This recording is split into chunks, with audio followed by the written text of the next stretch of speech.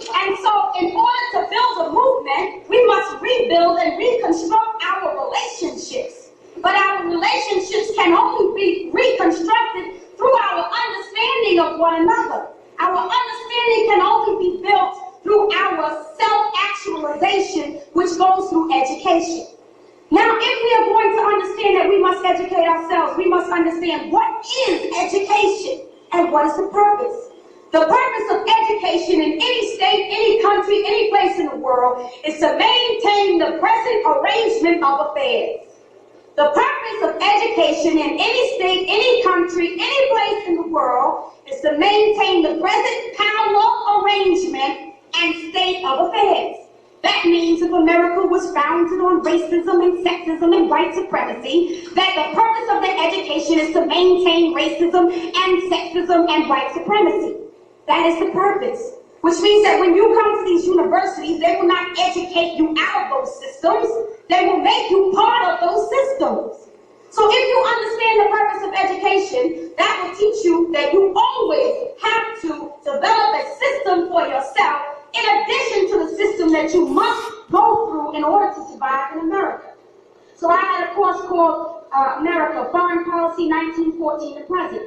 So what I had to do was read everything that they had on the syllabus, and I had to go back and read everything that I knew that as an African woman I must read. So when I take an exam, I have to say, according to Gutenberg, such and such happened in 1960. According to W.E.B. Du Bois, something else happened in 1960.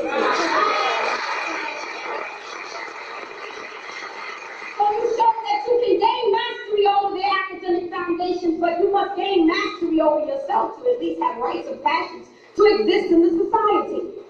Because what is the definition of a man and what is the definition of a woman?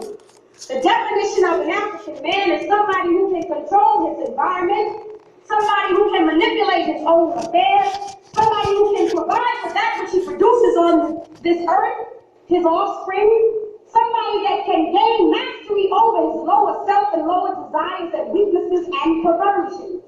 That is the definition of a man. The definition of a woman. Somebody who can gain mastery over her lower self, lower desires, and weaknesses. Somebody who can manipulate her environment. Somebody who can provide for that which she produces. These definitions are critical. And if you're not in an educational system that is teaching you how to do these things, then you must seek these things for yourself. And you must know that in America, this knowledge is free. But the system has done such a sufficient job of psychologically devastating and rearranging you that they can keep the library free, keep the information you need in there, and not even worry about you ever finding out.